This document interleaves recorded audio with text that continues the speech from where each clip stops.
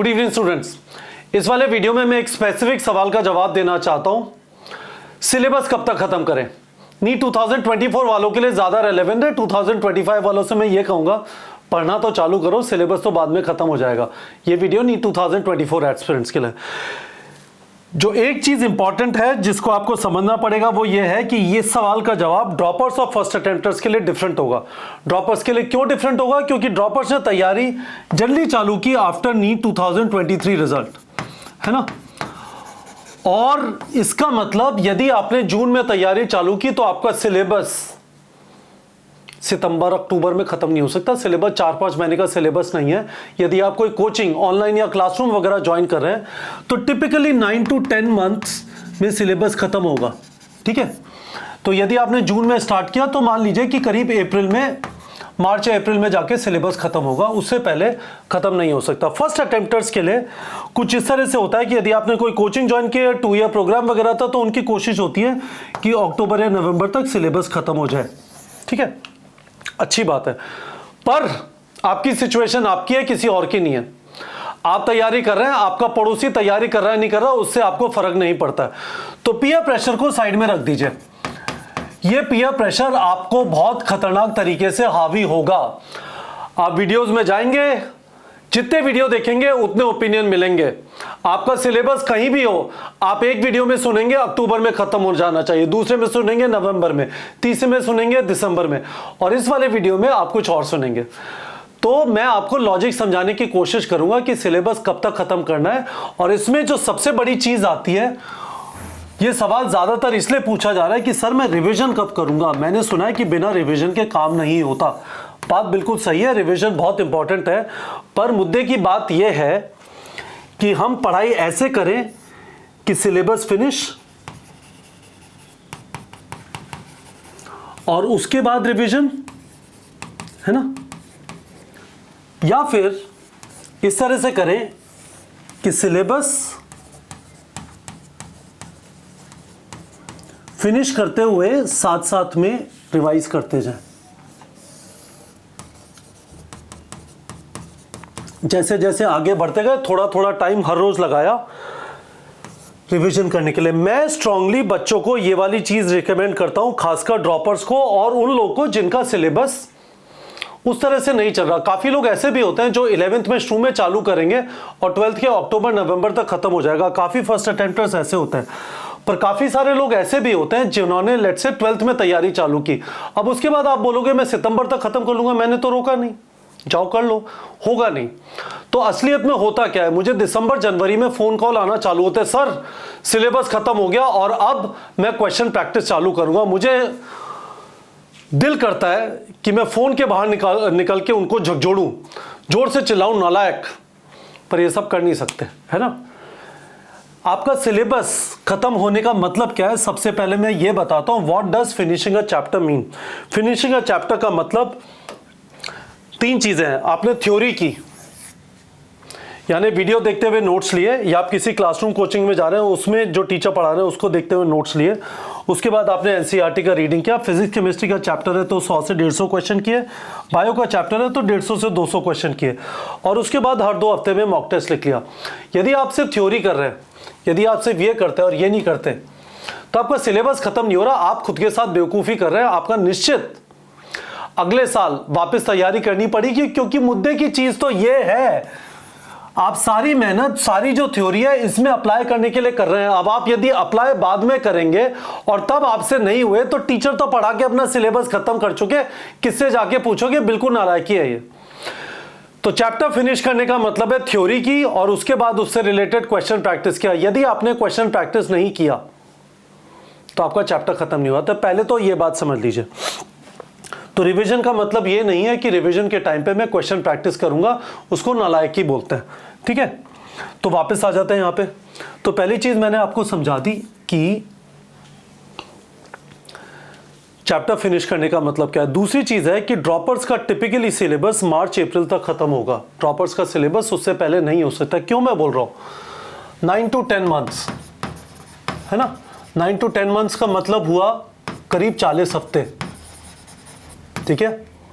और total chapter यदि नई एनसीईआरटी के हिसाब से चले तो 80 चैप्टर्स मान लिए, है ना। तो इसका मतलब हो गया 2 हफ्ते में 4 चैप्टर, एक फिजिक्स, एक केमिस्ट्री, एक जूलॉजी, एक बॉटनी। अब मुझे बता दो, आप जिस भी कोचिंग में जा रहे हो क्या उससे तेज हो रहा है? क्या नहीं हो रहा, तो आप जल्दी कैसे कर लोगे? तो मैं आपको इसी के हिसाब से, this is my guidance now, जो मैं आपको रेकमेंड करना चाहता हूं। प्लीज एक तो पागल मत हो, आराम से रहो, और मैं कह रहा हूं आराम से चलो, है ना।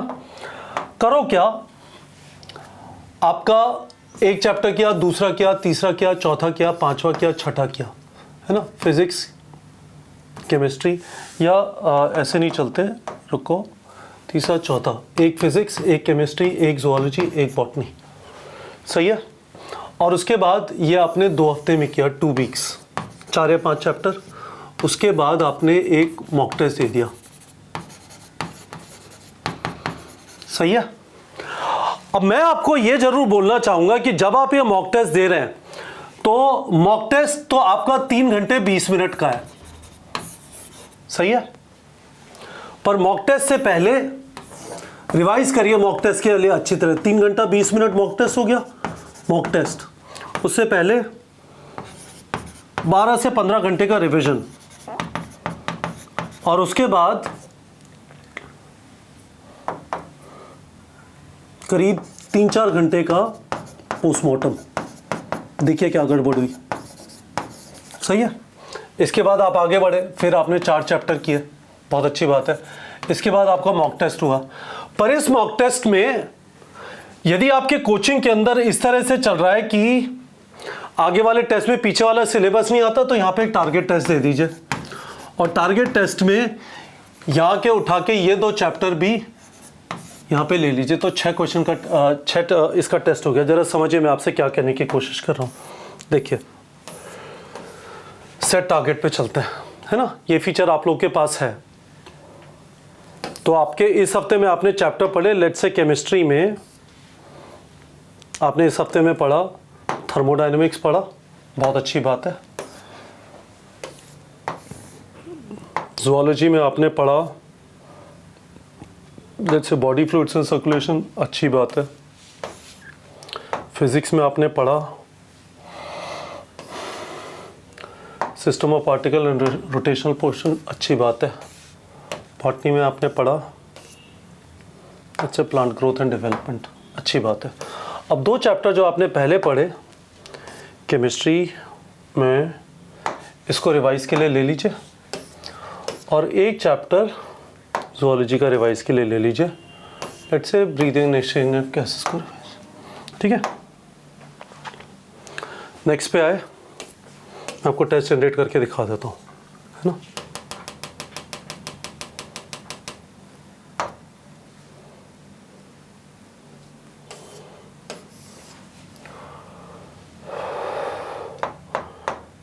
फुल टेस्ट जनरेट करते हैं इन 6 चैप्टर्स के ऊपर, है ना। टेक टेस्ट पे गए, आपके लिए टेस्ट जनरेट हो गया। प्रिंट पीडीएफ कर लेते हैं, ये 6 चैप्टर्स के क्वेश्चन आ जाएंगे। अब क्या है, आपके ऊपर ये प्रेशर हुआ कि जो मैंने आपको बताया था, वापस एक बार आ जाते हैं इधर, है ना। और जब तक ये पीडीएफ होपफुली जनरेट हो जाएगा, मैंने आपको जो बताया ना, ये जो रिवीजन है ये कंटिन्यूसली पीछे वाले जितने ज़्यादा चैप्टर, एक दिन ऐसा भी आएगा नीट एग्जाम से पहले, कितने टाइम में 12, 13, 15, 24 घंटे के अंदर आपको सारे चैप्टर्स रिवाइज करने पड़ेंगे। पर अभी के लिए ये 12 से 15 घंटे या एक दिन और रिविजन के लिए रख लीजिए पूरा। पहले के चैप्टर्स भी जो आप नए टेस्ट में ले रहे हैं, तो अब यहाँ पे आपने 6 चैप्टर का टेस्ट बनाया, नेक्स्ट वाला टेस्ट 8 चैप्टर का टेस्ट बनाइए, उसके बाद वाला 12 चैप्टर का बनाइए। तो इससे क्या होगा, आपके ऊपर कंटिन्यूसली ये प्रेशर रहेगा कि मैं रिवाइज करता रहूं। इससे एक और अच्छी चीज ये होगी कि आपको अलग से टाइम लगाने की जरूरत नहीं है। आप जैसे जैसे अपना सिलेबस खत्म करते जा रहे हैं, आप पीछे का रिवीजन का भी टाइम देते जा रहे हैं। तो मैं आपको एक चीज और बताना चाहता हूं, मैंने कल वीडियो में बताया था, पर इस चीज को जरा समझिए। मैं आपको स्ट्रांगली रेकमेंड करूंगा कि आप अपना टाइम थोड़ा डेली टाइम और इसको वीकली में भी कन्वर्ट कर लेंगे, है ना। तो स्लीप 7 आवर्स बहुत अच्छी बात है। मैंने कल आपको बताया था कोचिंग टाइम, जब आपको कोई पढ़ा रहा है ना, और बीच में आधा घंटे टाइप का ब्रेक है, ये करीब मान लीजिए डेली का 5 to 6 आवर, चलो 5 घंटे मान लेते हैं, है ना। जो उस दिन पढ़ाया उसका रिवीजन एंड होमवर्क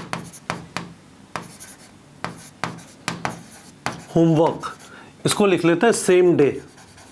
जो सुबह पढ़ाया उसको घर आके रिवाइज करना है, उससे रिलेटेड क्वेश्चन प्रैक्टिस करना है 2 घंटा। सही है, हो जाएगा इतने में। नंबर 1, नंबर 2, नंबर 3, नंबर 4 पे आ जाते हैं। MCQ practice,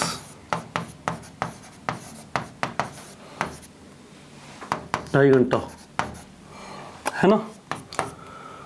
lunch and break, यार ऐसे नहीं लिखते, ऐसे लिखते हैं food, bathroom, toilet plus non study breaks.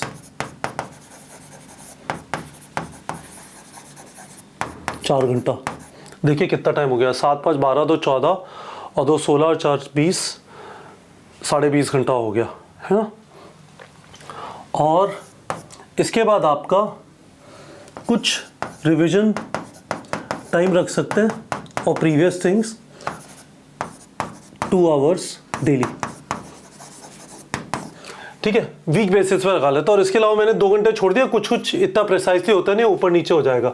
14 7 98, sorry 14 बोल रहा हूँ, 49 आवर्स, 35 घंटा,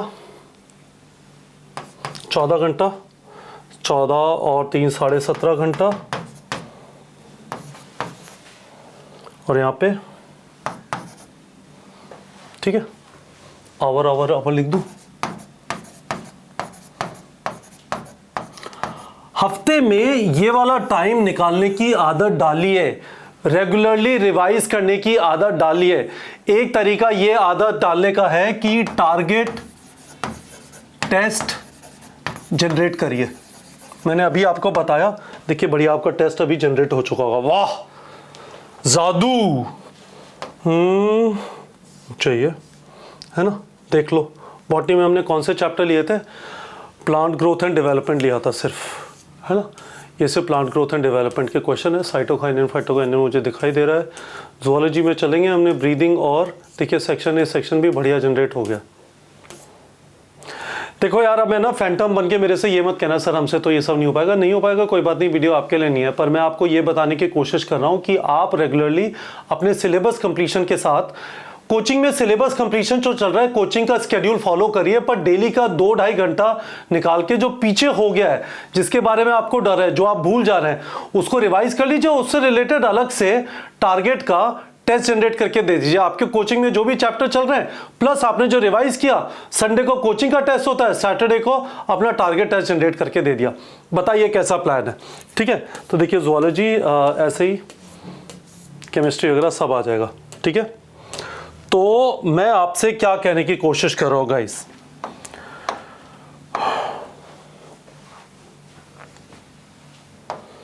मैं आपसे यह कहने की कोशिश कर रहा हूं कि जो भी लोग आपको कह रहे हैं कि आपका सिलेबस अभी तक खत्म नहीं हुआ, आप तो गधे हैं।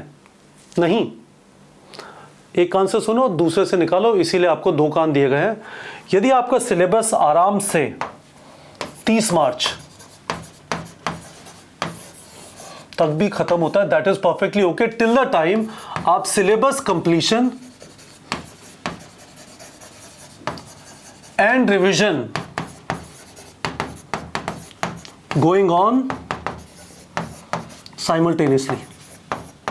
मैं ये चीज आपको बार बार याद दिलाता रहूंगा, प्लीज जल्दबाजी में मत पढ़िए चीजें, आराम से पढ़िए, अननेसेसरी शॉर्टकट मत मारिए। ये मत सोचिए बिना क्वेश्चन प्रैक्टिस किए कर लेता हूं, रिवीजन में क्वेश्चन प्रैक्टिस कर लूंगा। नहीं, चैप्टर कंप्लीशन का मतलब थ्योरी प्लस एमसीक्यू प्रैक्टिस है। हर 2 हफ्ते में टेस्ट लीजिए, और पीछे वाला जो हो चुका है, जो भी आपके कोचिंग में हो चुका है, उसको हर रोज 1-2 घंटे रिवाइज करिए और उससे रिलेटेड टेस्ट लिख दीजिए।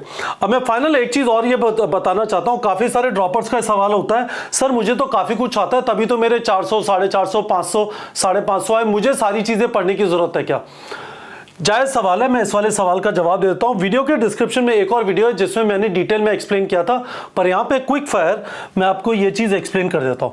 देखो, नॉर्मल तो ये है कि हर चैप्टर के लिए आपने वीडियो देखते हुए नोट्स लिया, या फिर आपने क्लासरूम कोचिंग में जा रहे हैं, वहां पे टीचर पढ़ा रहे हैं, उसके साथ नोट्स लिया, एनसीईआरटी पढ़ा, फिर एमसीक्यू प्रैक्टिस करा। यदि आपको कोई चैप्टर आता है तो आप इसको उल्टा कर दीजिए, पहले क्वेश्चन प्रैक्टिस कर लीजिए।